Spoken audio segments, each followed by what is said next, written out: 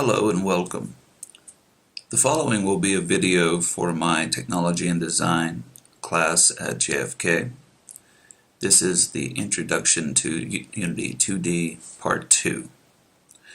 As you recall, previously in Part 1 we started making a very simple 2D game in Unity. We had a little guy with a gun. It was a 2D animated character.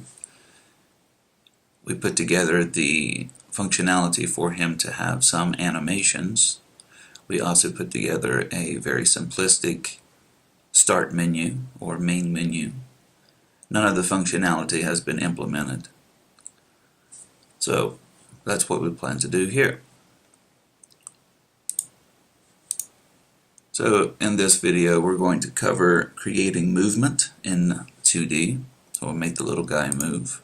We'll link the movement with some animations, the animations that we already have, plus we need to add at least the jump and the death animations. We're going to create a GUI for scoring, which just means we're going to have a score up in the upper right hand corner, very simple.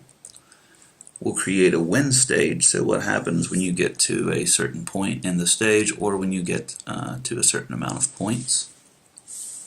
We'll create one for whenever you die, and we'll create the player death animation and functionality.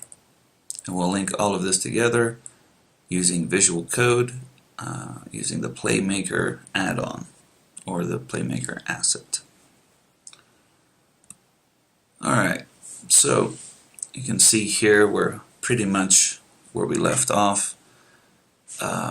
We have our stage marginally started. We have our little character. When we hit play, guy just kind of sits there. Okay, so now got a lot to get through. I'm going to work fast. If this is too fast for you, feel free to pause the video, rewind, whatever you need to do. Play it in 0.8 speed or whatever you need to do, but I am going to work pretty fast.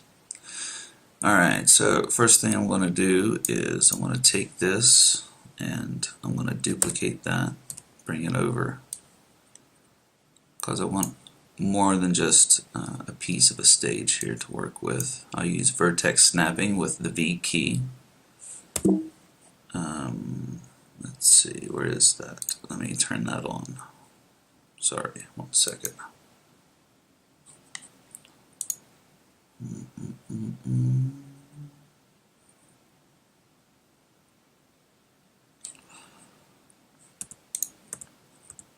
Alright, there we go. Alright, so to get this over here, I just use vertex snapping and then use the V key and snap it over here. Okay. Alright, so let's see. First thing we want to get to is make this guy move. When I hit play, nothing happens. Whenever I push the directional keys, nothing happens. And that's because we don't have anything in here to make it happen. So what you need to do now is go ahead and import the Playmaker assets. So let me see, where do I have it? Here we go.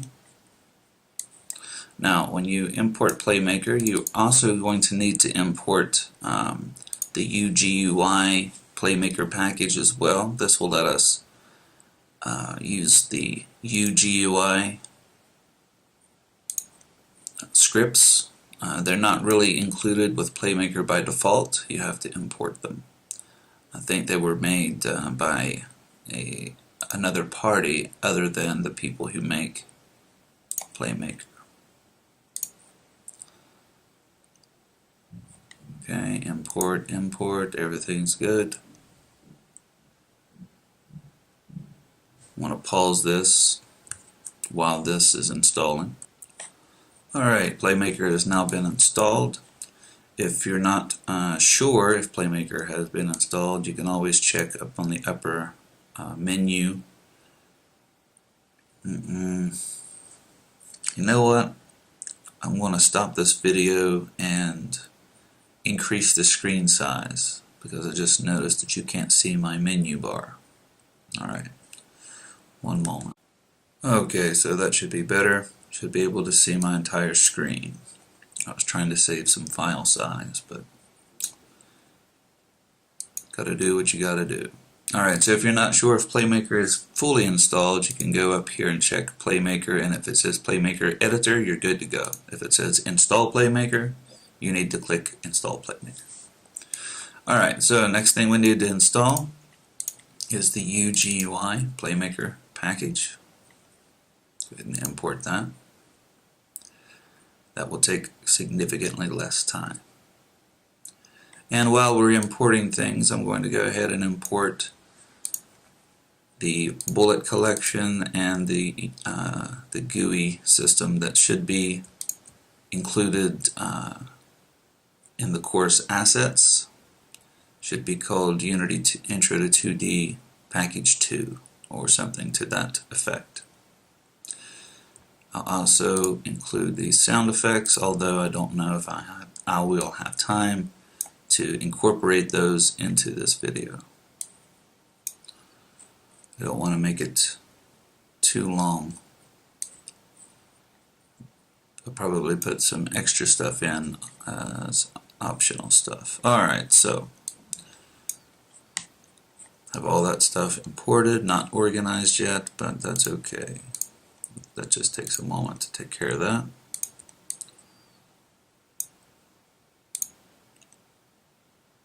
The blue sheet and the explosion.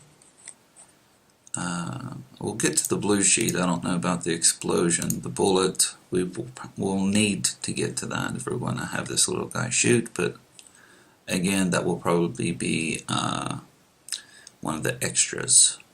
Right now we're just going to worry about making this guy move and jump. Alright, so we're going to talk about 2D stuff. It's not that dissimilar from 3D stuff. You're just eliminating one axis, but there are some differences as far as what components you will use. If we go over to components and take a look at physics 2D, you look at physics. Physics is just for 3D stuff. Physics 2D, it's a longer list, and it has specialized things that are the same as 3D things, but they're just for 2D. Okay? You can't, well, you can, but it doesn't work very well. If you use a rigid body 3D on a 2D object, it kind of screws it up. It makes it wonky. So we are going to need a rigid body on this guy. I'll explain when we get there. So first things first, let's take our hero guy and let's go to Playmaker, open the editor window. We don't need to see this ever again. And let's go ahead and dock it here. Alright, so first thing we want to do is listen for some input. Now this is nothing we haven't already done before. Now this is going to be one thing we haven't done before, because before we used the functions get axis. And it worked fine. We did get axis horizontal, get axis vertical, etc. and so on. But instead of using that this time, we're going to use axis event. Now what is axis event? Well, let's take a look. Axis event has this stuff for you automatically. And what happens when I press left? What happens when I press right? What happens when I press up? What happens when I press down? What happens when I push any direction? What happens when I push no direction? All that stuff is already good to go, ready to roll. Alright. So first thing we need to do, if we're going to tell this to do some events, is we need to make some events. So let's say move right and stop when I'm stop moving. And let's say jump.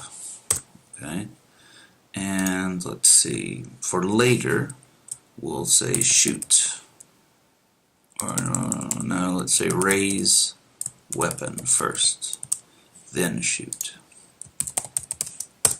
And then for later, die. Alright, so what those events made, I'm going to make them global events. So they can be called from outside of this object. And plus, we don't have to have a bunch of spaghetti everywhere whenever we're linking to them. So I mean, we could do this. We could add this state and then over here say I want to add a transition die and then link it over here and then have 6 or 7 of these arrows going every which way, but we don't have to do that. Now there's nothing wrong with that, but I like to work a little bit cleaner than that. Alright, let's delete that transition. Let's add a state, and the first one we're going to work on is move right. Alright, so we'll have this set up here. Let's add another state and do jump. Oh, not that.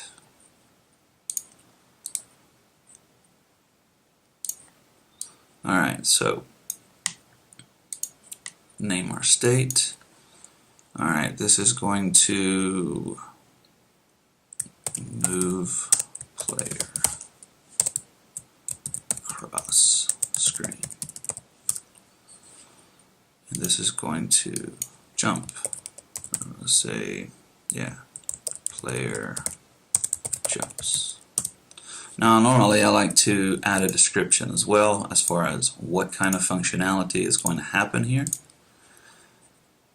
Say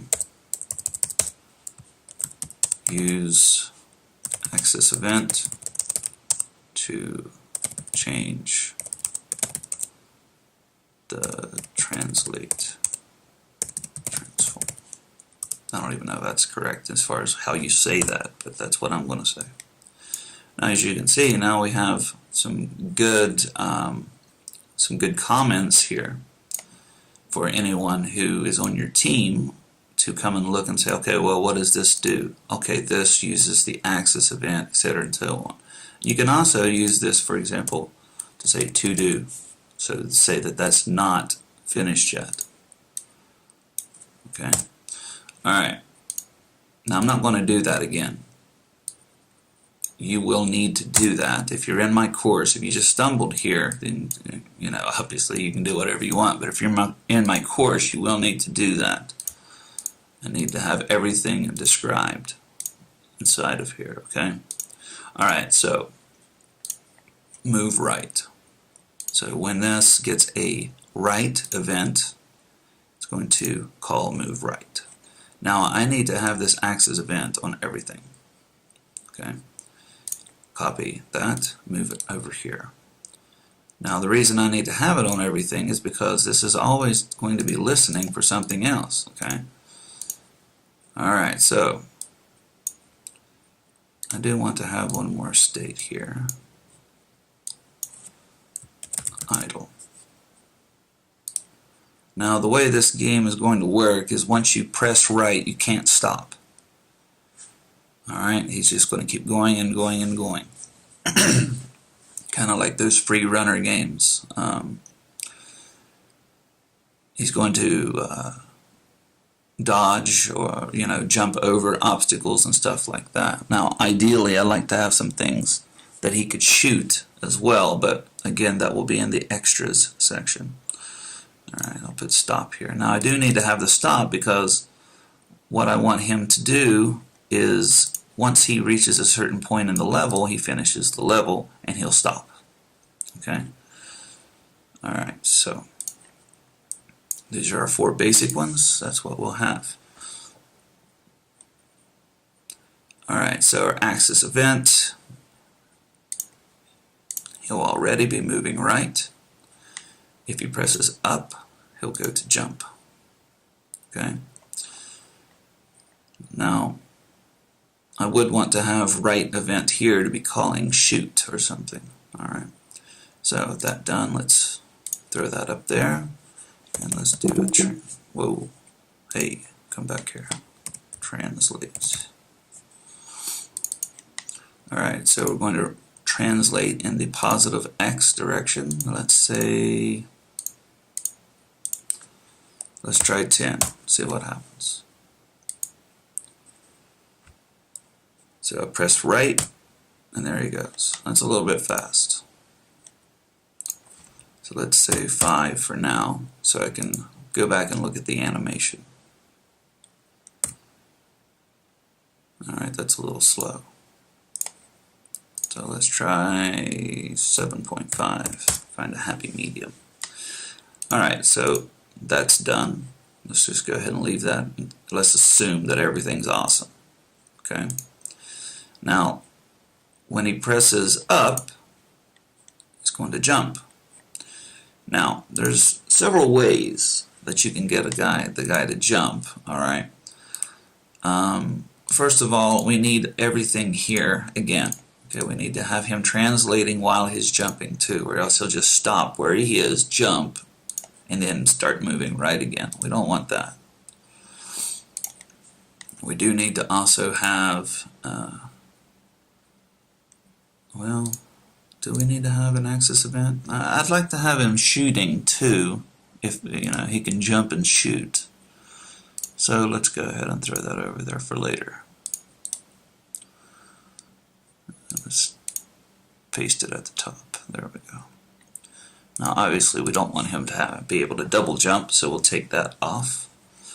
And we'll just leave this here for later. Translate, same thing. Alright, so what we want to do, and this is the way I want to do it, is there's other ways to do it. You can definitely do it programmatically. But I'm going to do it the simplest way possible. And we're going to use a rigid body and just add force at the bottom. So you can think of it like standing on a geyser. You go to Yosemite, you stand on Old Faithful, you're going to the emergency room later because your butt is scalded. But before that happens, you get shot up in the air a little ways. Fun ride for about 1 second. So let's go ahead, and first thing we need to do is add a rigid body 2D to this guy.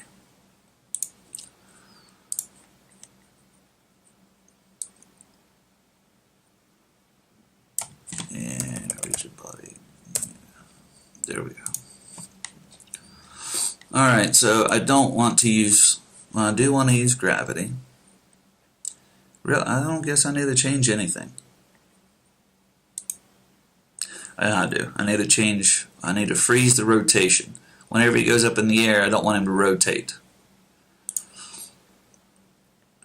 I don't want anything to change his X as far as the physics. I only want the controls to change his X direction.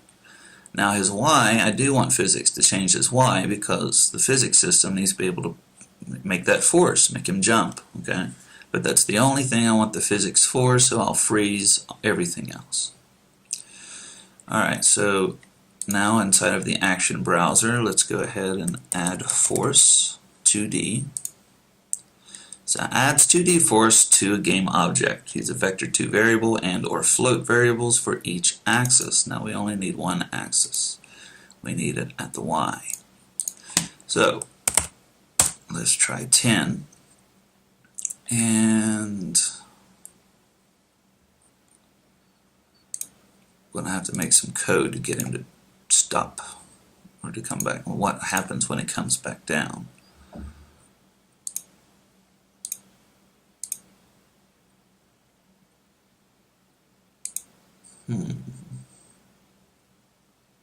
Well, I'll come back to that in a second. First, let's just make him jump. Alright, so, whoa, I bet this does not have a collider on it. And sure enough it doesn't. So, need to have a box collider, 2D. Actually, I'll have to put a collider on each and every one of these. So instead of doing that, let's do a collider on the background image.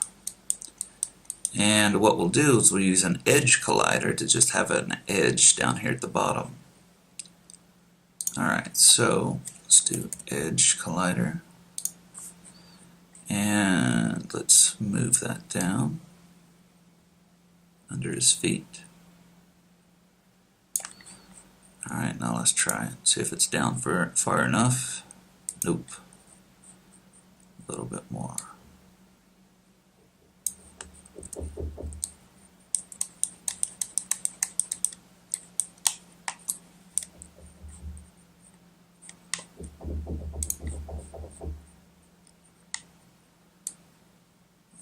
Let's see, maybe there.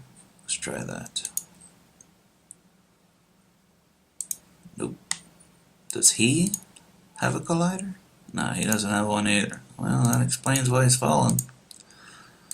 Alright, so let's do a box collider 2D on him. And that's gigantic. So let's change the size in the X, change the size in the Y. And we'll change the position a little bit.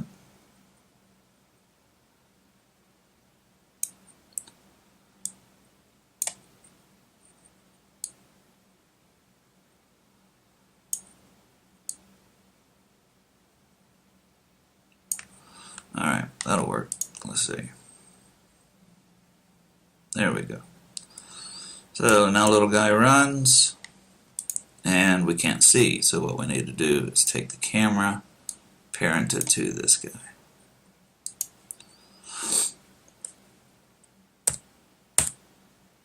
Alright, so he didn't jump. So let's change the force to be a little bit more.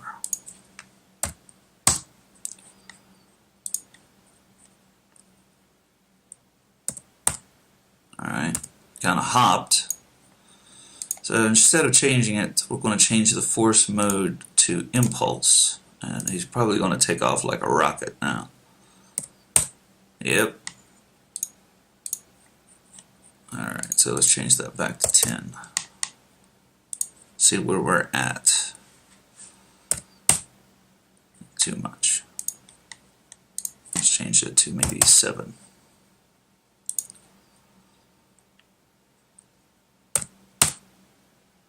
Still too much.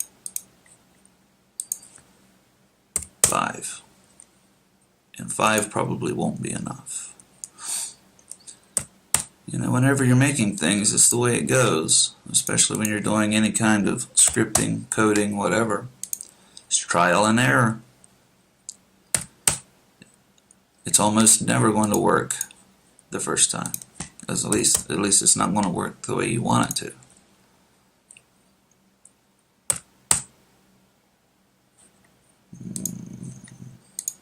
Try 6.5. And to be honest, I'm a little bit of a perfectionist when it comes to these little intricacies, so, you know. If you shoot for good enough, what you'll always get is not good enough. Alright, well, I guess that'll work. I'm not going to spend any more time fidgeting with this. I'll come back later when I'm not on the video and fix it probably. You can change it to however you like. Now the thing about it is whenever you're changing this, you need to watch how much of the ground he clears, how high he jumps, and then you can get a pretty good idea of how tall to make your obstacles. You want to not make them the maximum, so make it pretty much impossible for the guy to jump up there unless he hits it just right. But you don't want to make it too small and too easy either. Alright, so we have the guy moving, and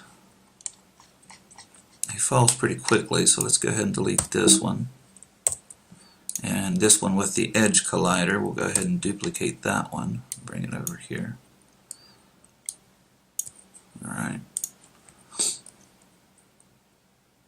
So now he goes across the screen, jumps, and he can only jump one time because it gets stuck in this one event. Now if we watch this, we can see what happens. Starts out in listener, goes across the screen, I press jump. Now he has no reason to go back to the move right section. Okay. Now the thing about it is that once the force is applied, we can just jump back here. We have no real reason to stake here any longer. Alright. Alright, need to pause this just a moment. Okay, so get out of here. So as I was saying, once we get over to this jump and then after we add force, there's no real reason for it to stake here any longer. But we do want to wait before the player can actually do any input. We don't want him to be able to jump again, essentially. We don't want him to, okay, well, after this is finished, then we go right back over here, and over here he can push the up key again, so he can do a double jump, and we don't want that. And then it'll go back again, so essentially he can just keep jumping and jumping and jumping and fly through the stage, and since our stage end collider is going to be on the ground, he'll never finish the game. Okay, so what we want to do is wait a certain amount of time before going back over here. Now, there's multiple ways to do this. I'm going to try to do the one that makes the most sense for beginners. It's not the optimal way. What you want to do really is whenever he comes down for the ground to do a check, or for him to check for the ground. So whenever he collides excuse me, whenever he collides with the ground, then he will automatically go back to the move right. Okay, and you'll also, and it would make the most sense to do that on him, because whenever he collides with the obstacles, you'll want to do the same thing. But instead of doing that, I'm going to do what would be easiest for you to understand as a beginner, and that is jump, and after the time elapses that he has jumped, change back over. It's that simple. Alright, so what we'll do is we'll go to the action browser and look for wait. Wait. Delays the state from finishing by the specified time. Okay. So we'll do a wait, and our finish event will be move right. Now we need to watch whenever he jumps and see if whenever he touches the ground this switches to move right, and it's not going to. The timing is going to be off the first time. It always is. Alright, so move right, jump. Okay, it's too soon. Alright, so let's try 1.5. Oh no, that's not a point. 1.5.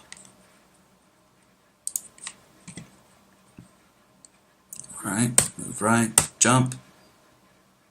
Too long. Yeah, we want to do real time too. So let's try 1.2.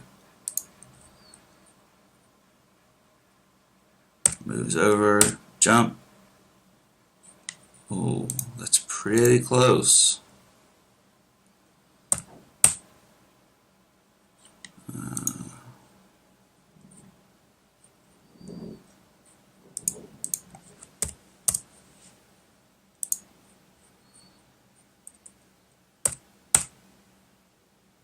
There we go.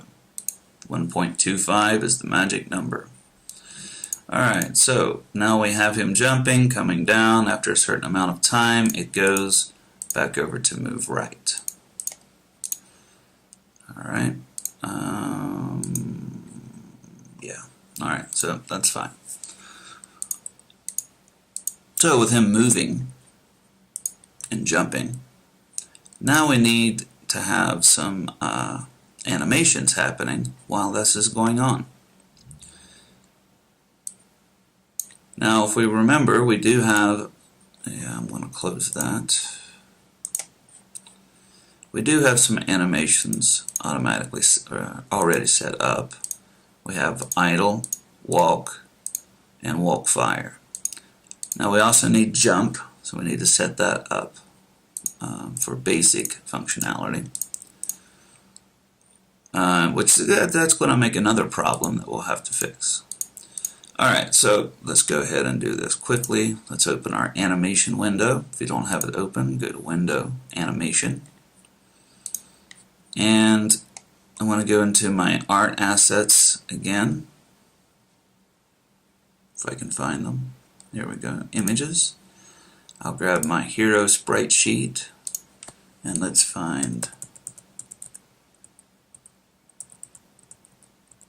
right here 20, 21, 22, 20, 21, 22. Okay, actually I'm just going to use 21, 22. I don't want to do that standing thing.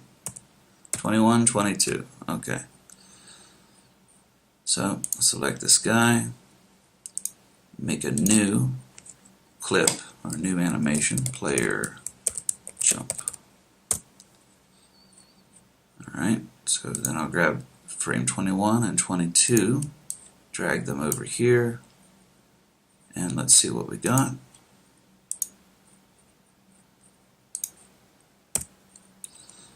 And a little bit fast. 10,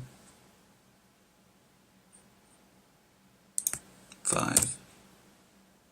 It's too little. Alright, so we don't want this to loop, first of all. We want it to hold position on the last frame. So to do that, we select our animation that we just made, player jump, and we say over here, loop time, no. Loop pose, no. Okay. So now whenever it plays, it should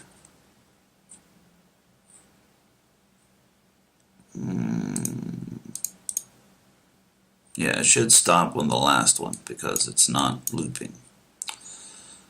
Alright, so I'm going to take the player jump, parent it over here in my animations folder for the player.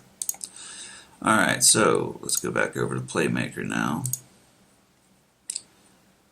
Actually, no, we need to go into the animator now. Alright, so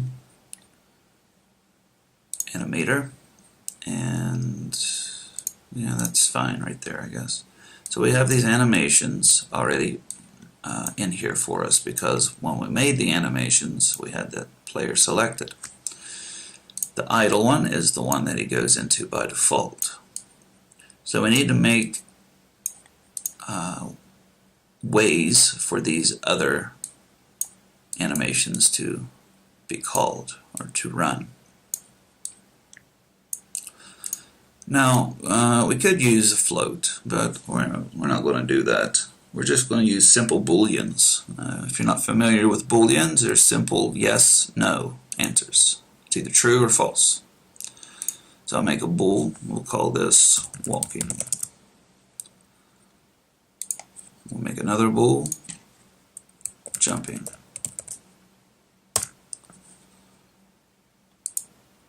And another one, dying.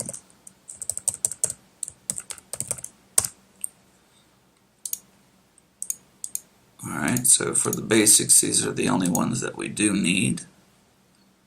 I'll add some for later on. Aiming. And that's it. That's all we need, I think. Alright, so let's say that he can't ever jump from idle. He can only jump from walk. So we only need to have a transition here. Alright, so if he's walking and jumping is true, then he'll jump. You can kind of see a preview down here. There is no exit time. Alright, so whenever he's jumping, If jumping is false, he goes back to walking. Alright, from idle, if walking is true, he'll start walking. From walking, if walking is false,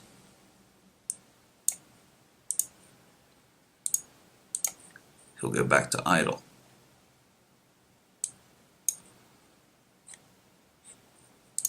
From walking, if, oh, forgot to change these. Make sure you change these exit times to false. They have their purposes, but not with this. Alright, so player walk to walk fire. That will happen if aiming is true. It will go over here.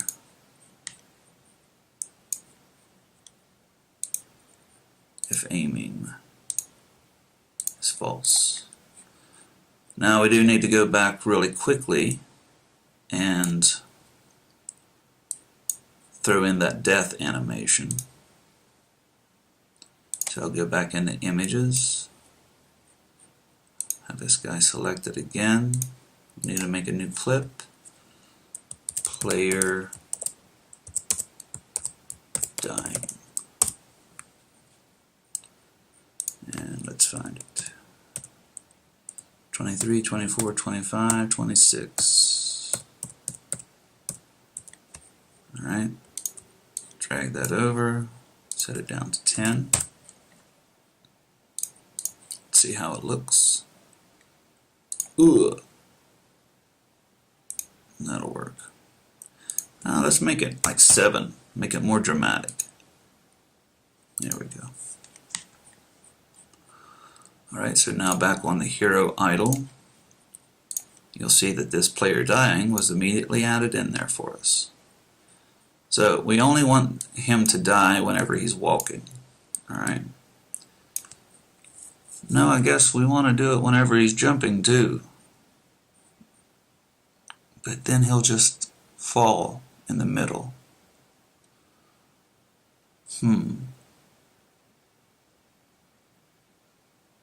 I guess that'll be okay because gravity's still working. Alright, so let's do that. We'll move idle up here. Just to keep things a little bit more organized.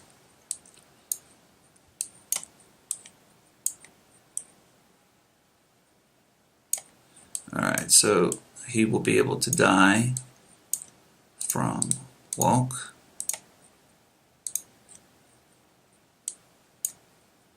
So if dying is true, no exit time, and from jump, if no exit time, and if dying is true.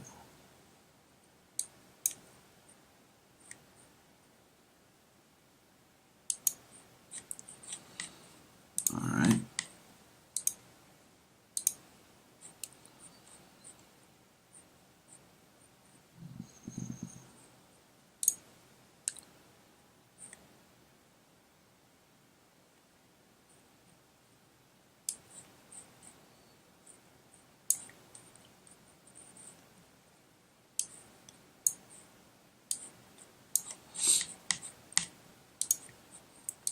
So that should be okay. Now we don't need to make another transition back over here because he's not going to resurrect. Alright.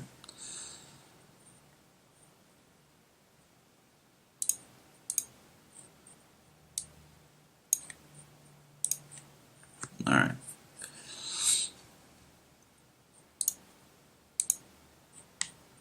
What are you talking about? I have dying true right there. You be quiet. Alright. Now we will need to change these animations right here too. These aren't going to end up looking correct. And I'll show you how to change these.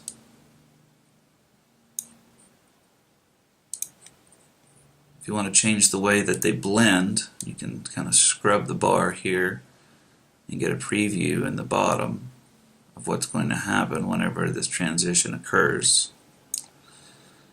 And you can change the length of the transition, and that's more like it. But even still, I'd like to actually have it further over here. Alright. And you do this to both of them. Alright, so let's continue on.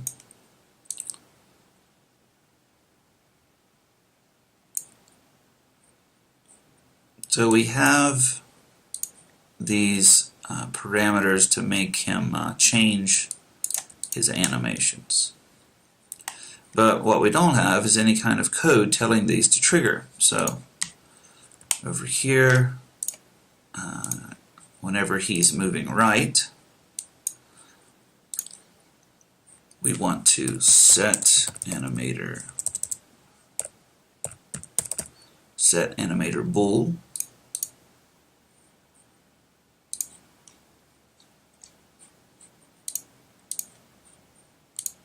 Didn't add it. Alright, set animator bool and walking. We want to set that to true.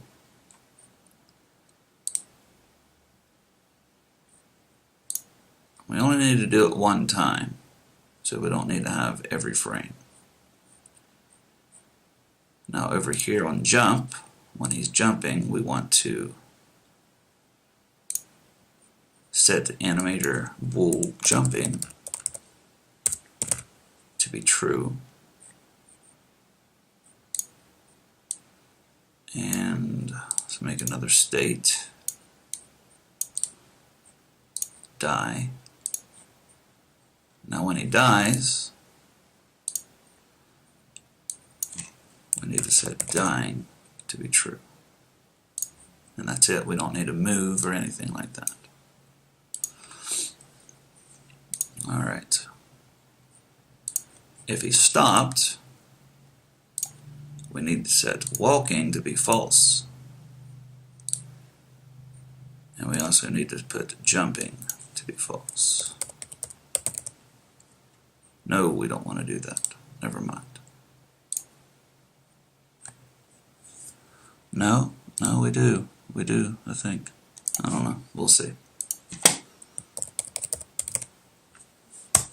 To be false. Alright.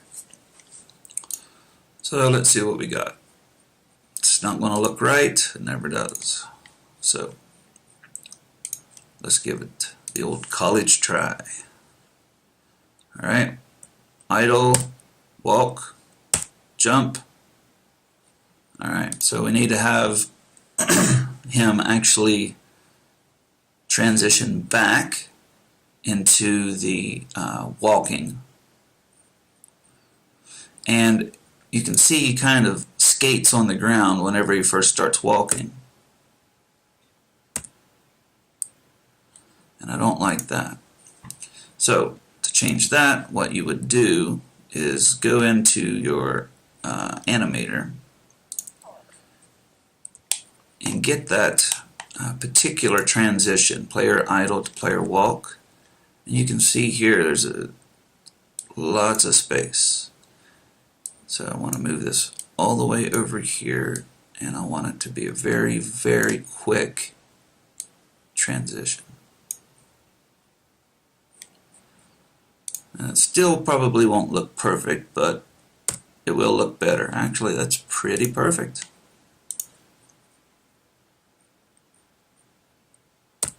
Yeah, it's immediate. Good. Excellent. Alright. Let's see the transition when he jumps. Yeah, that could be a little quicker. So from player walk to jump, I want that to be a lot quicker.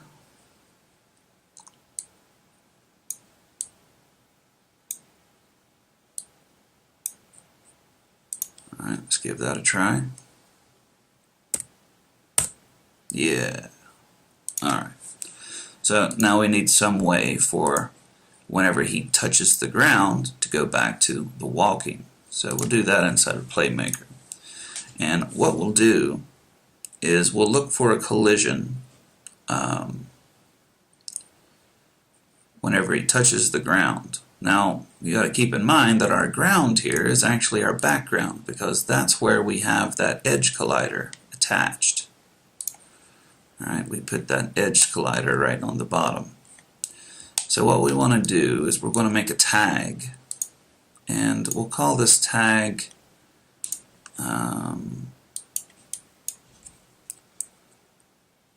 scene geometry. No, it's not really geometry. Well, it is technically.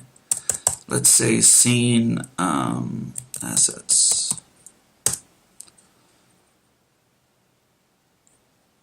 And let's make another one right now called obstacle.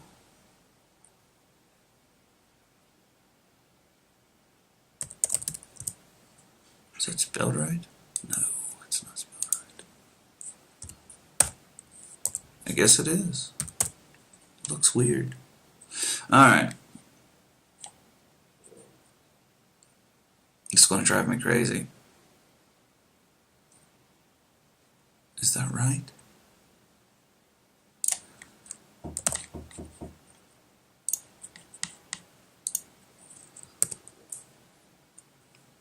Guess so.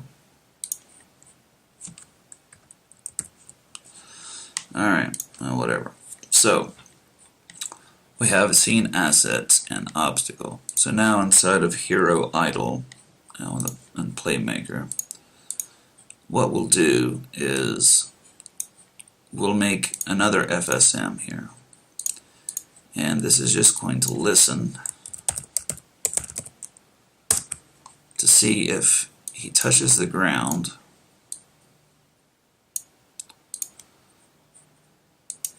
So let's do a collision event for 2D. So 2D event. So whenever he touches something that is a scene asset,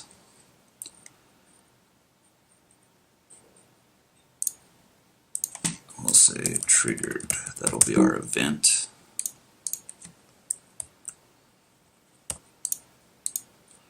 So we'll take that event and bring it down to the next step. So whenever he collides with a scene asset, it will say triggered, and it'll come down here. Now, triggered needs to have finished, come back around. So if he hits scene assets,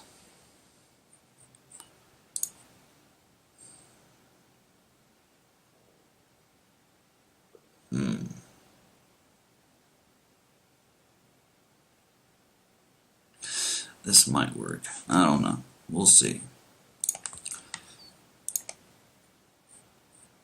This will SFM set state.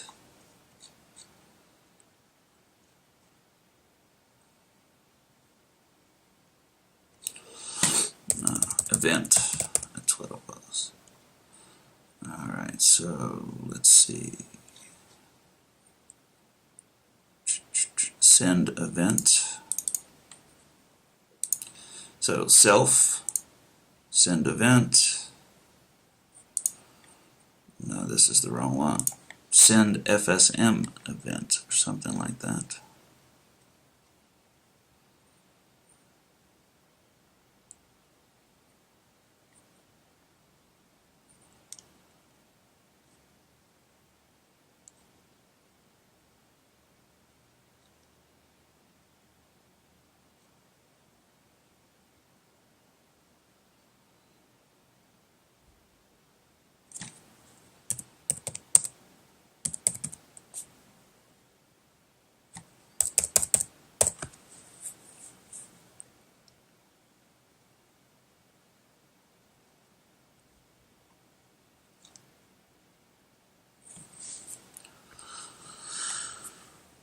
Huh.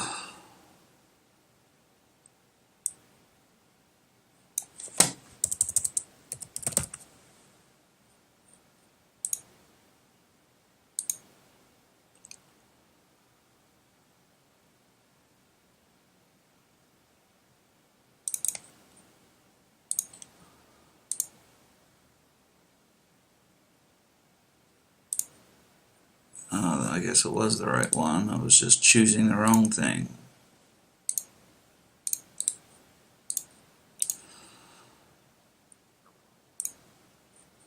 Alright, so what we need to do is, once this is triggered,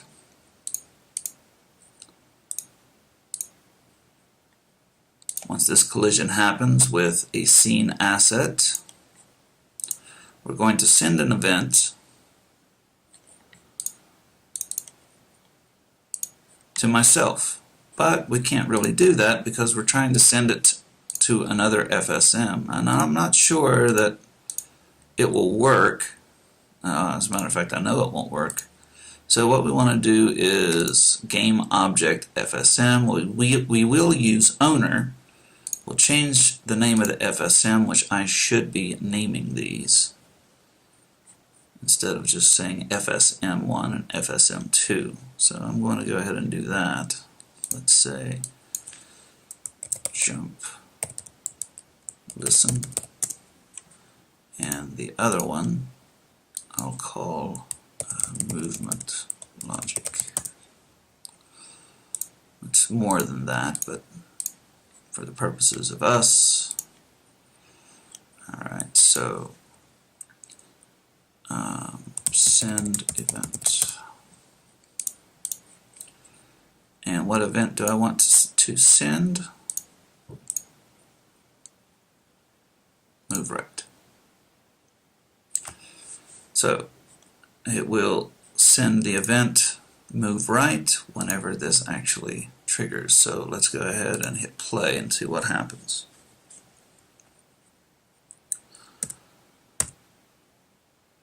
Alright, now I need to set the tag to be scene assets for both of these.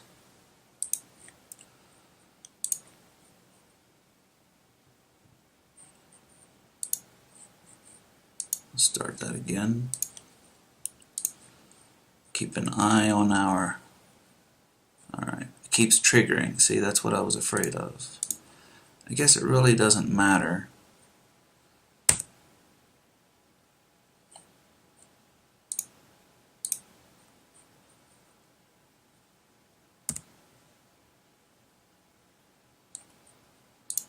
It does matter.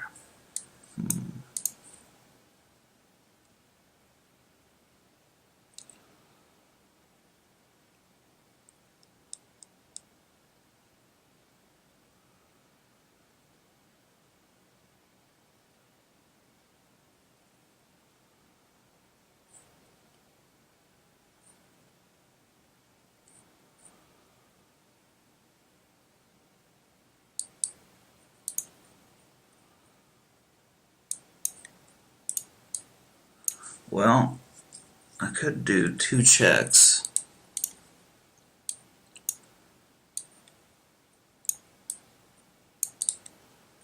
And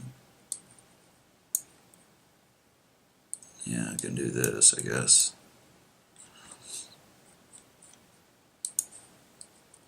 And let's do collision event.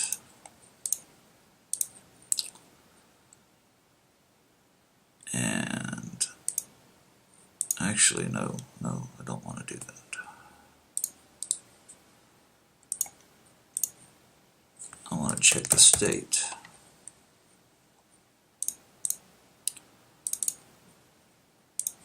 Alright, so what game object do I want to check?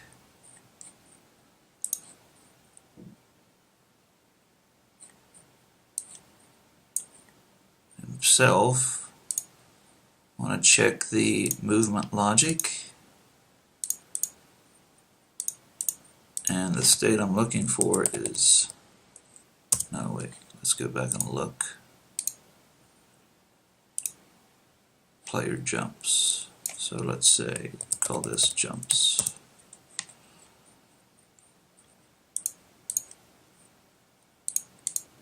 Alright, if it's true, go to finished.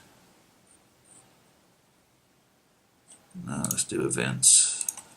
next, back. So if it's true, I'll do next. If it's not true, I'll do back.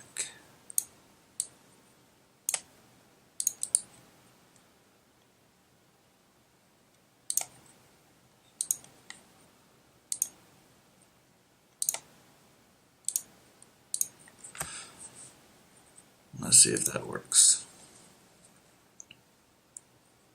Okay, just going to keep cycling back around.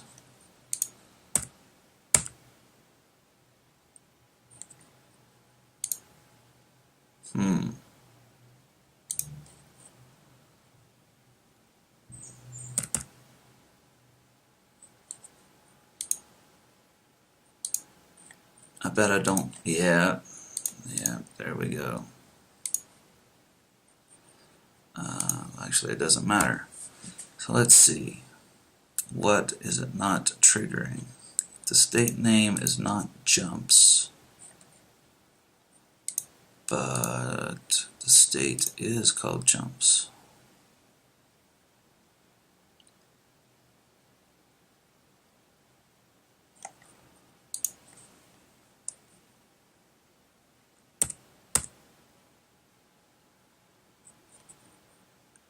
Ah, it is switching back. It's working just fine. Alright.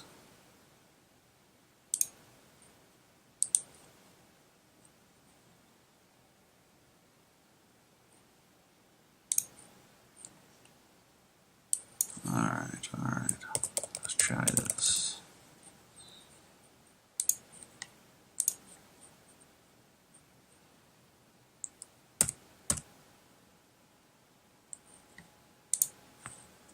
Alright.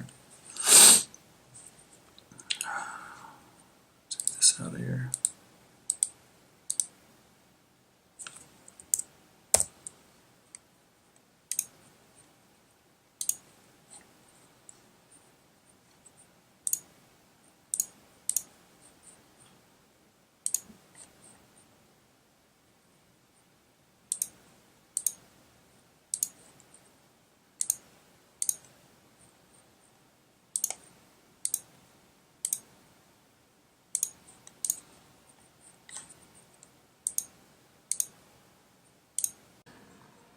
If you just experienced a little jump on the screen, my apologies. I had to quickly shut down my work and relocate, shall we say.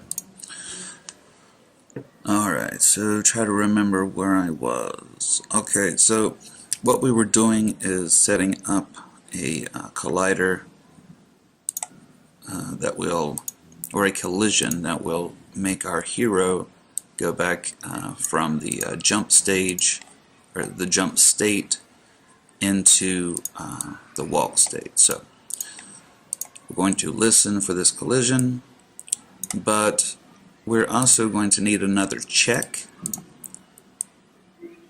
before we get down into the final state where we will set up that jump, or from the jump to the walk state.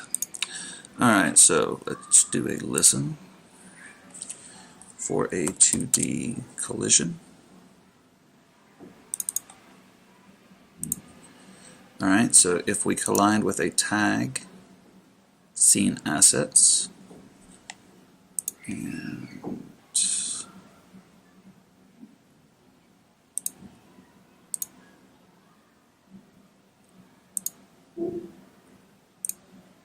okay, I want to use this event next, I guess. Okay, so let's just get rid of that. Alright, so let's make an event called next state. Let's make another one, previous state. Excuse me. And we will add a transition, next state, another transition here, next state, and here we'll make another one, previous state, and here we'll add one, finished. Alright, so this is going to do a check for scene assets. If it finds the thing that it collides with is a scene asset, it will go to the next state. Now, we're also going to do this again. It doesn't really matter if it's before, but we're also going to look for an obstacle. Okay, so if either of those is true, we'll go to this next state. And in this state, we're going to check and see.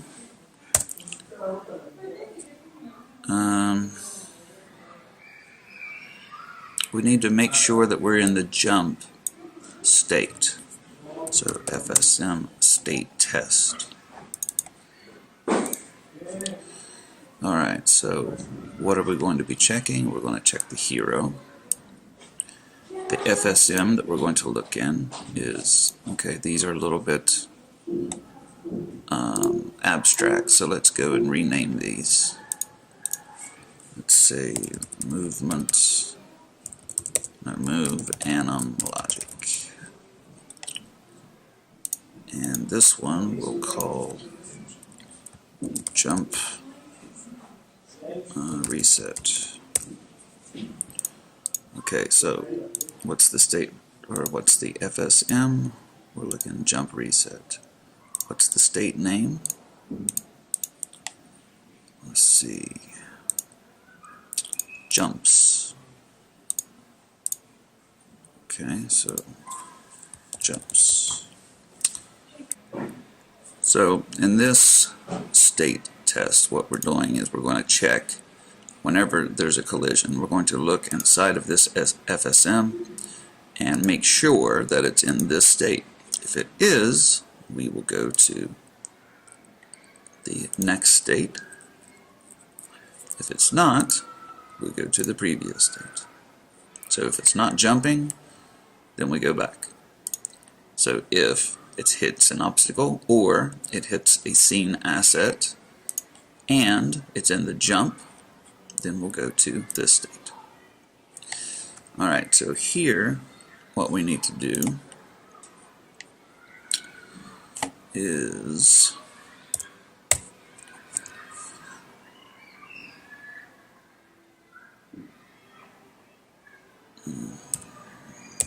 call an event. So we're going to send an event. Now, normally you would think, okay, well, self, because, you know, this FSM is attached to this object, so it should be self.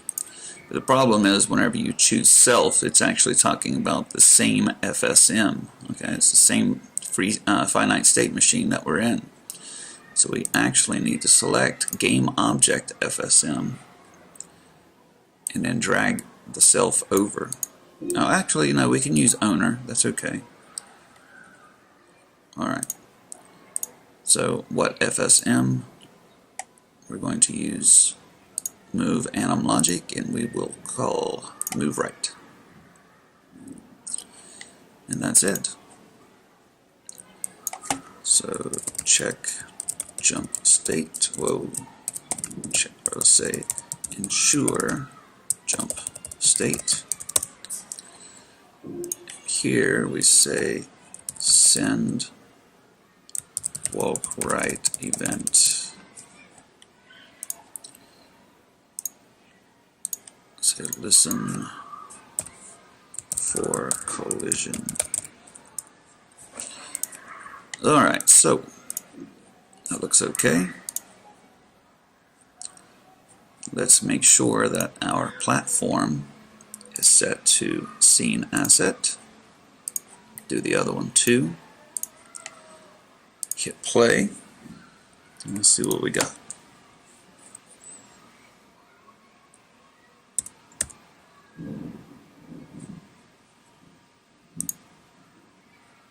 So something is wrong. Let's take a look what we got.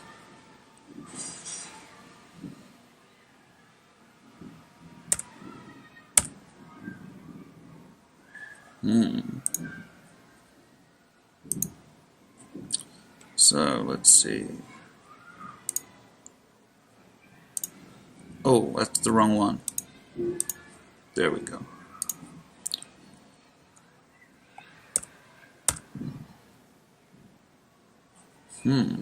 Something's still wrong. It is triggering down to here.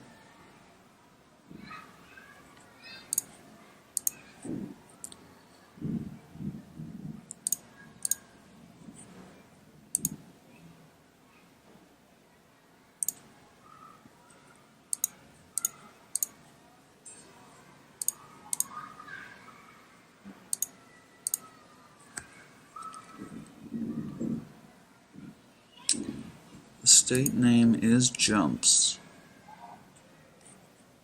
right? Jumps.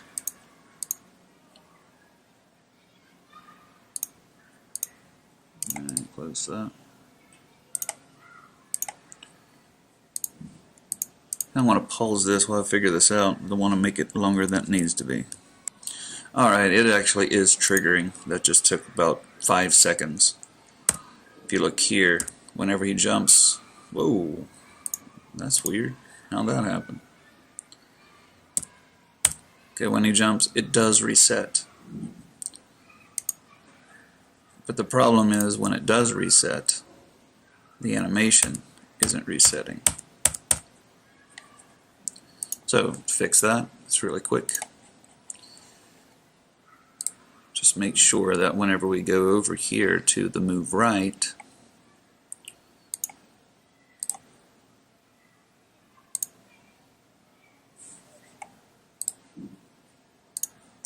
that we also set jumping to be false.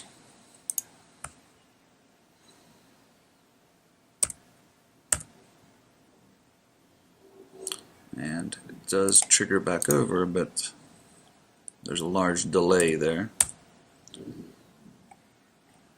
sometimes.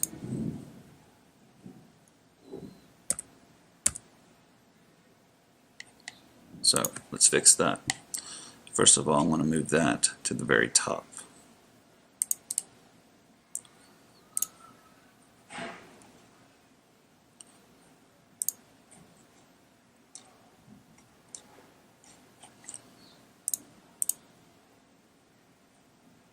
And then let's go grab that animation. Oh no, actually we need to go here. Okay. Alright, so from player jump to player walk. Yeah, that's pretty long there. Scoot this over. Scoot that there.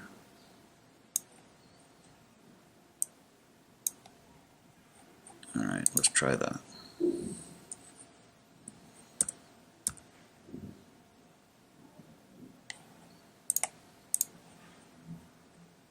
It's definitely very sudden, but it's better than him looking like he's sliding along. I would definitely like to see some kind of reaction whenever he hits the ground, but we don't have time to make that animation. Well, we don't have time to actually go in and make that sprite. So, we have our little guy, he walks, he jumps, he goes back to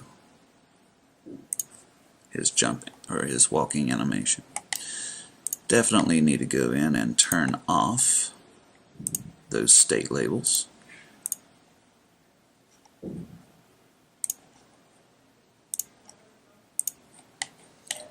And that should be okay. Alright, so what's next? Well, now let's make some obstacles. So that shouldn't be very hard. Let's grab some art. Don't need the hero. We need a crate.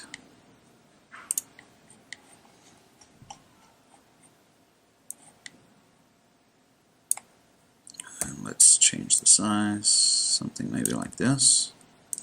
Now it's not going to make much sense that if he just hits this box that he dies. And that is why I brought in this spikes texture, or the spikes sprite. Okay, so maybe there are some spikes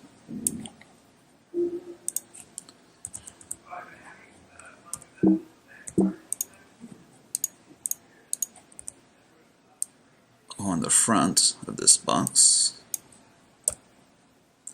and a little bit smaller.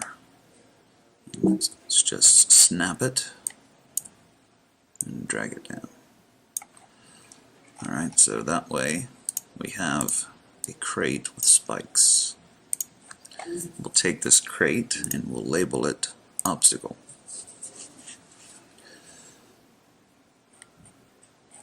Now we need to add a collider, and it's perfectly around there, we can see. But we need to have a collider on the spikes too. And what I'm going to do is make another tag called spikes.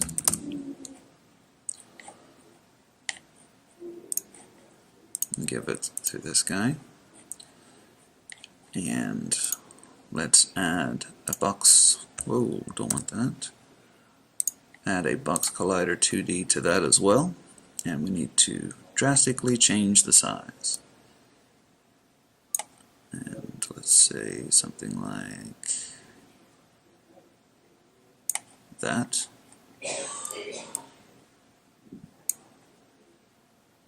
And let's see.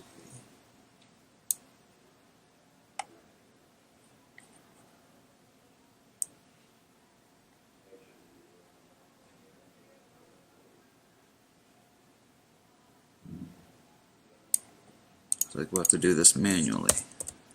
There we go.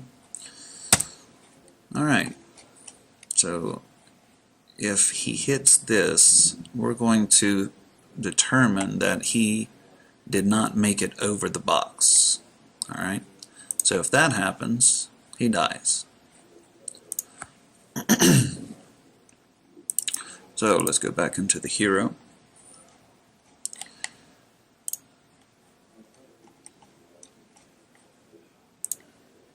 And we have our jump reset.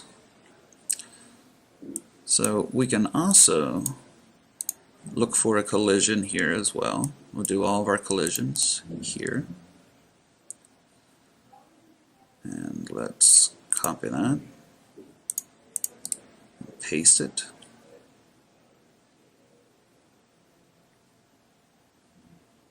And it doesn't really matter.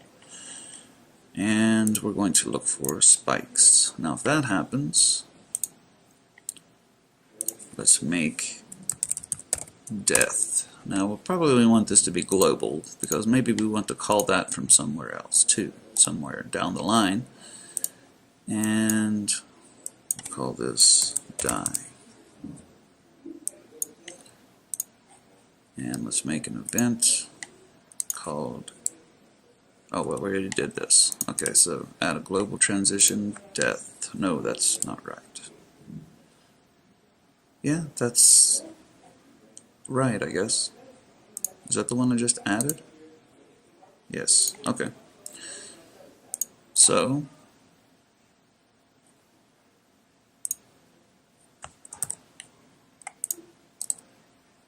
if it hits the spikes, send event death. Now what happens during death? Well, let's see. We already have everything set up over here for die. We have it set up with the animation and everything. So the only thing we really need to do is send a message over here to say, okay, don't move right, don't jump, I want you to stop. Or not stop, I want you to die. Okay? So we can go over here, send this event. Okay, it goes over here, and we're essentially going to do the same thing as this.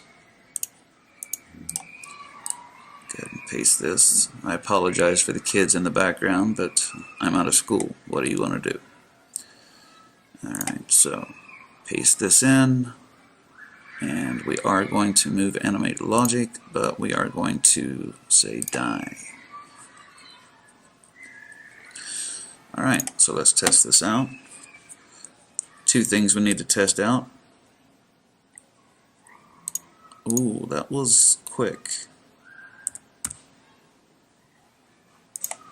I think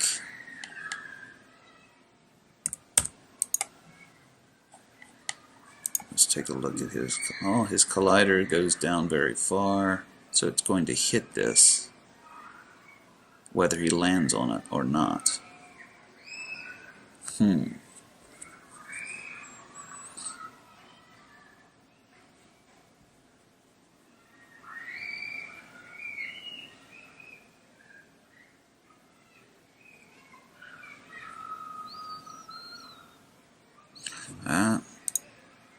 That's not really anything I can really change, I guess. Not really.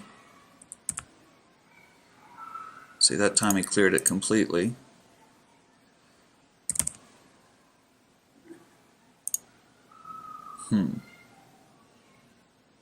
Well, let's take that crate and move it a little bit so we can get a better test environment. Alright, he did switch to walking when he hit the top. I'd like to have a fall animation, but that's beyond the scope of this. So let's see if he dies.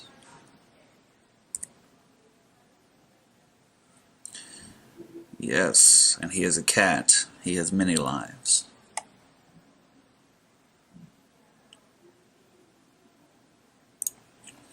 Alright, let's check that animation. Okay, where did it go? Right here, player dying. Ah, there we go. Alright, play. And, oh, life is terrible. If you wanted to move him back some too, you could just maybe add some force going backwards. It would kind of look like an explosion. I don't know that I would really like that here.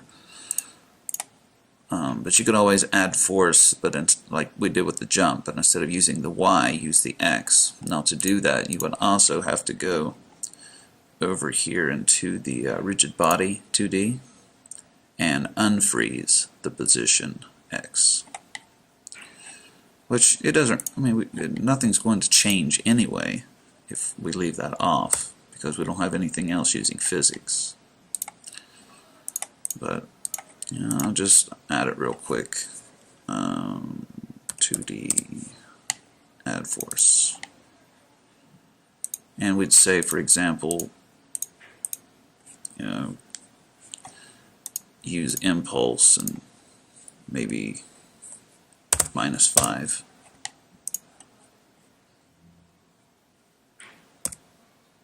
Boom, and he's dead. But like I said, it looks like an explosion, not really realistic there. Of course, you're making a 2D game. Realism isn't exactly our foray here. Maybe a little bit more, but I'm not going to mess with that anymore. Alright, so if we wanted to make more crates, obviously we can just duplicate them, like so, or we can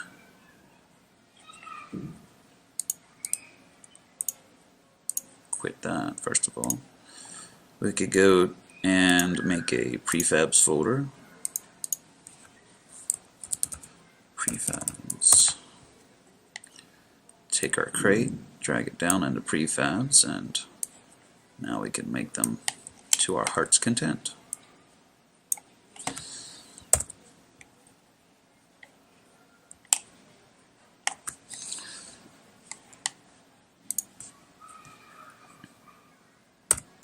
Alright, little guy, show us what you can do.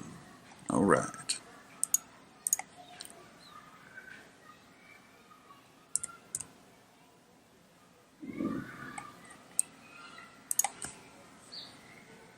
Alright, so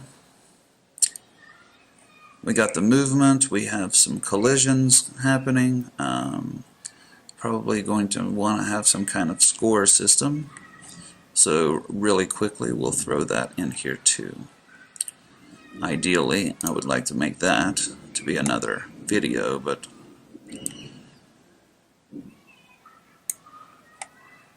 I guess we can just go ahead and do it really quickly. I'm going to organize this for a moment.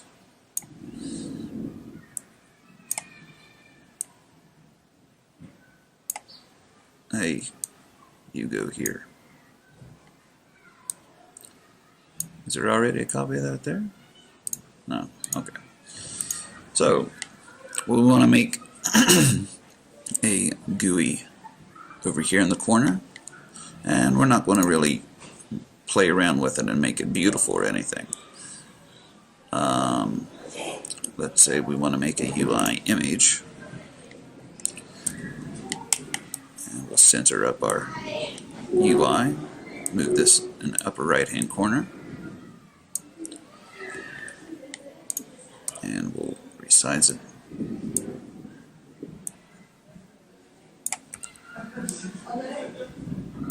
Okay, we can see it's over in the upper right hand corner. And let's see, let's go grab some art assets here. Alright, this blue sheet, we'll set this up to be a multiple sprite sheet. So we'll go into our sprite editor and let's just grab this little blue square here. It's not going to be fancy, anything like that. And let's call it background 1. And let's take the white one, call it background 2. Alright, so that's all we need from this one.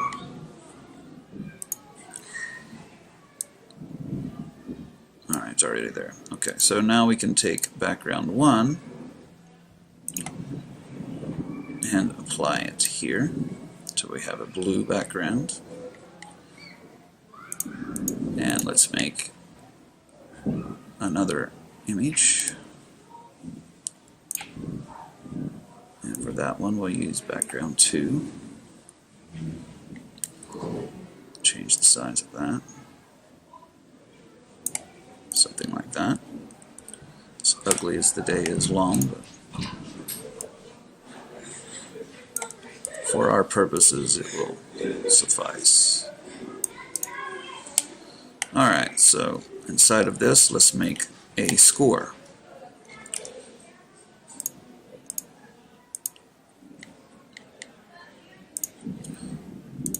Now you definitely want to rename these as you go, but for right now I'm not going to bother with it.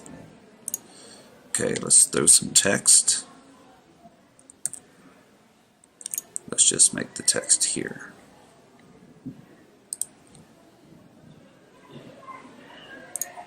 And we'll put it at the very bottom.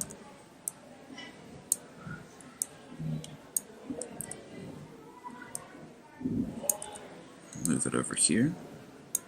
Now, I want to set it to be to the far right alignment and in the middle. So then I can set it to the far right here and have it line up. So as the score builds, it will just move to the left. Alright, so let's set my text to be 0. See how that looks? Okay, that's fine. And let's do the code. So I'm going to add an FSM, and what we're going to do is be a listener, and it's just going to sit there and do nothing. we're going to have a global event called add points.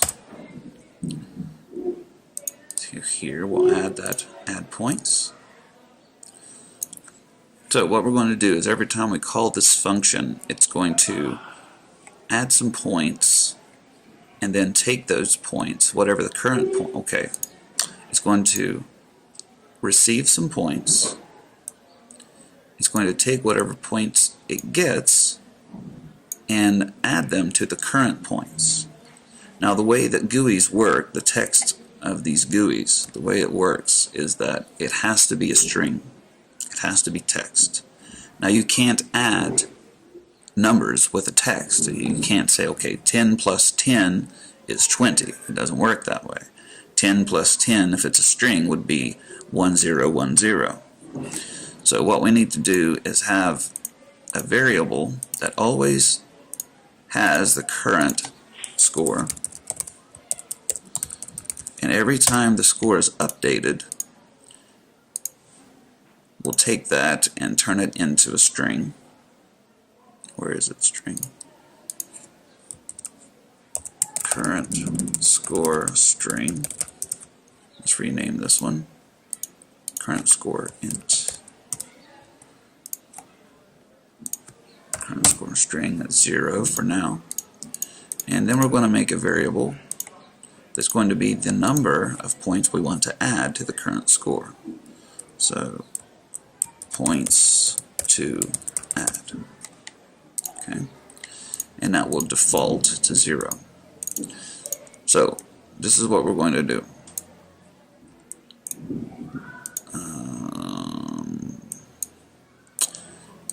We don't need to do this, I guess, with the add points.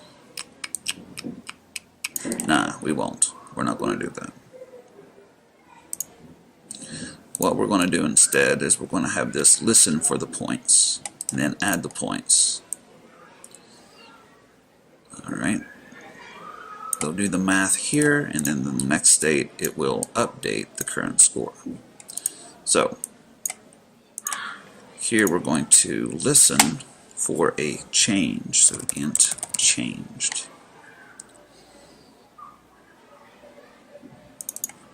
And what int are we looking to change? Well, if points to add changes, let's just make an event next.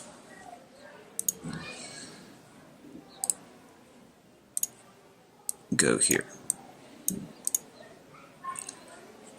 Okay, so if points to add changes, go here. Well, what happens here? Well, do the math. So what we do here is we int add. So we add points to add, or sorry, we add current score and points to add. So whatever the current score is, add the points that were sent in here. So we add those together. And then, after that,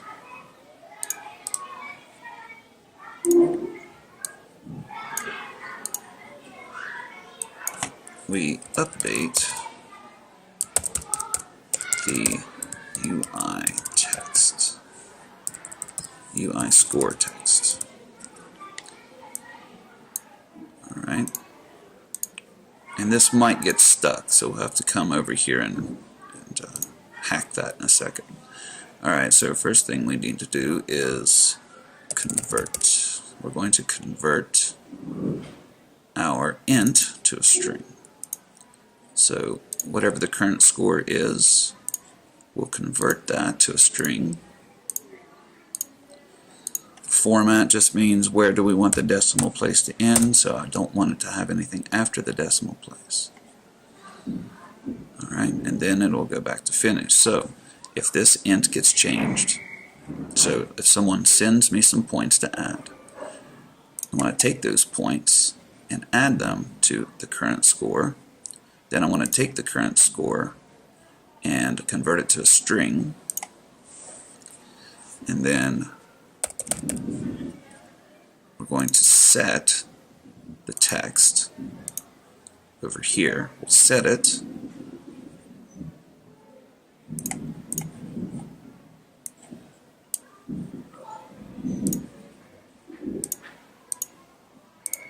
to the current score string. Now once we do that, we also need to set the int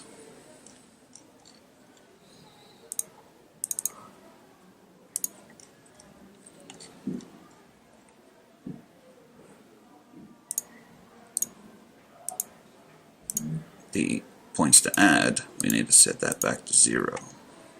And you know what? This might keep looping around. Yeah, that might happen. So instead of doing this, we'll do an int compare. Alright, so if points to add is greater than 0, then we'll go to the next one. So if points to add is greater than 0, go to next. If it's not, just stay there. Okay, so now let's make something really fast to actually throw some points over there. And what I'm going to use is, let's see, I'll bring in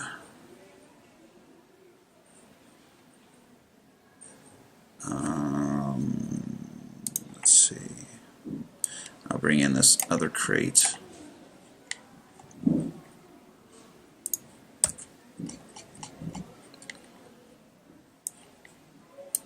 And I'll just resize it like so, and I'll add a box collider to it.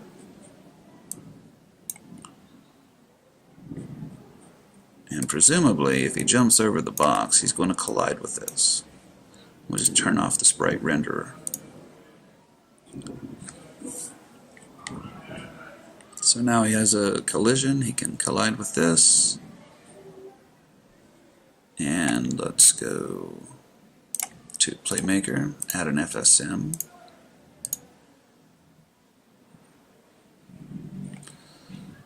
Let's see. Alright, so let's... Alright. Collision. So if we collide with the player, we want to send this event next. Sorry, this video is getting long, but it is what it is. So we send the event next. And over here we set FSM int, and we want to specify the object. The object that we're going to set is the text. The FSM on it was just FSM. The variable name was points to add, and we're going to set it to 10. And then, to make sure it doesn't happen more than once, we will destroy self. Alright, so let's see if this works.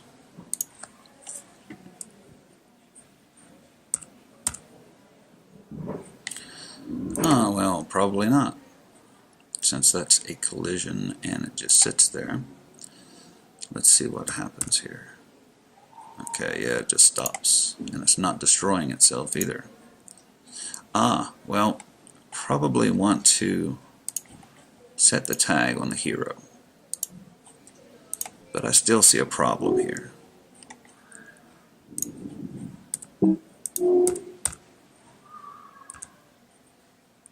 Alright, so it is destroying itself, but is it setting the text? Let's see.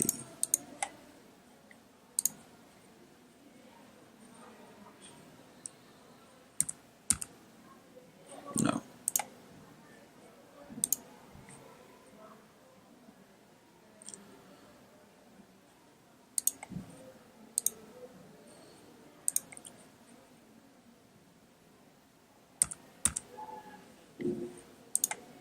maybe it's destroying itself first.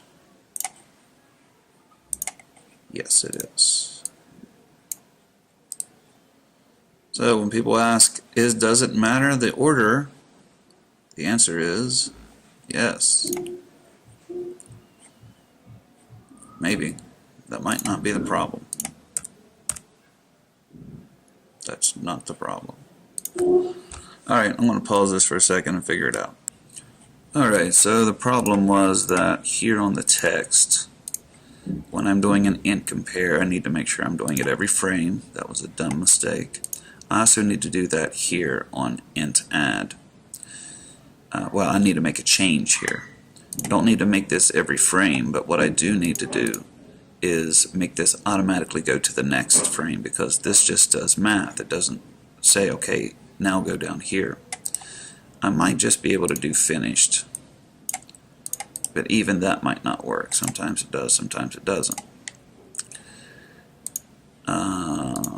Okay, so let me go back over here to the object and make sure that I have destroy self, because I disabled that a moment ago to test. And let's go try this now. Alright, and so it does add 10 points to the score every time he jumps through that. Now the problem is that it is a collision and it stops him a little bit. Okay, so instead of using a collision, let's try using a trigger. And this will make sure that it will in no way impede his progress. So let's do player for the trigger, send event next, and make sure on the box collider 2D we set is trigger. Make sure this works, and it works. Alright, so let's make sure there's more than one.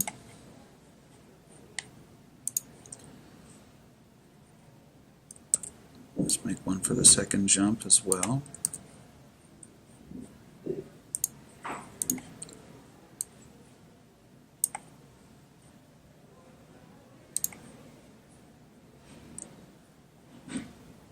Alright. 10 points, 20 points. And there we go. Now I should have anchored this to the top, and you can see the problem here when you're working with GUIs. But we'll get into anchoring at a later time. This has went on long enough. So I'll go ahead and save this scene. And here we have the basics of a run and jump game. You could obviously make some duplicates and some prefabs and move things around and turn this into a little bit of a game. Alright, one final little piece here. We can see that I've done a little bit of work, and I've made some spikes and some double crates, etc., and so on. And I've also made a lose screen and a win screen, and I'll get into creating that stuff later on in the optional video. But you can see, you can take the blueprint from the previous example, slow him down a little bit, make it to where he can fire a weapon, use that explosion. Died. Now if I die, you can see that I have a retry button or quit.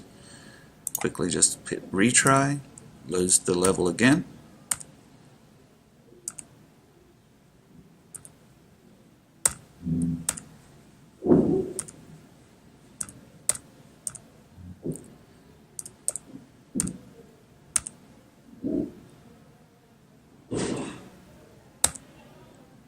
And when it gets to the end of the level, stage complete, we can see that the score does update, and I've done a little bit of work just with that simple GUI to make it a little bit more visually appealing. Now if you click next, he would go to stage 2 if I had a stage 2, but I don't, so there you go. So you can just do a little bit of extra work, extra a couple different assets and use the same techniques to make a more complete game.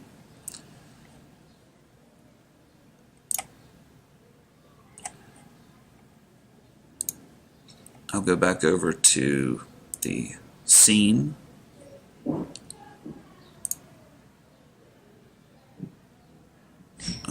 The main menu scene. So let's say real fast we want to make that start button work.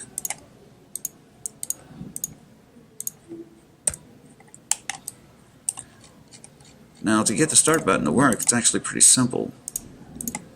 We have our button script over here, and let's make a Playmaker FSM on it. Make sure that we don't have the show state labels on here.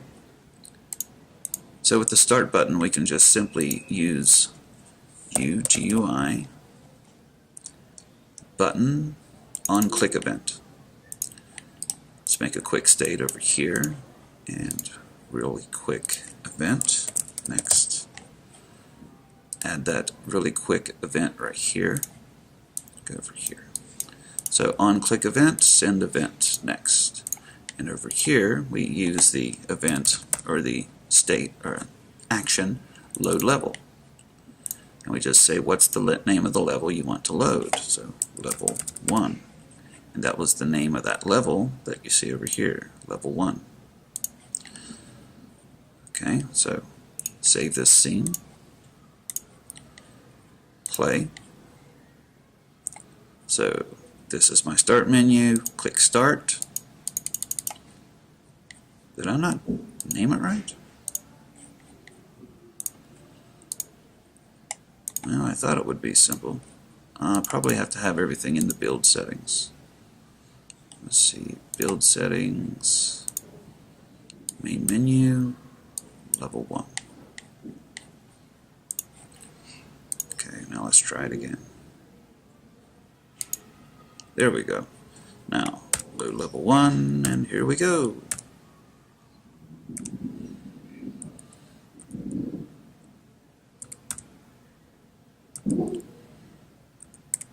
Alright, so that's it. Alright, so I hope you learned something here. I hope you enjoyed making this little short game. I hope you can see how simple it is to make something in 2D. And that's it. Sorry this drug out a little bit longer than I had anticipated, but you know, when you want to teach and you want to learn, that's what happens. And I did run into some problems along the way, but you got to see the process of working through those as well. Okay, have a nice day, and I'll see you in class.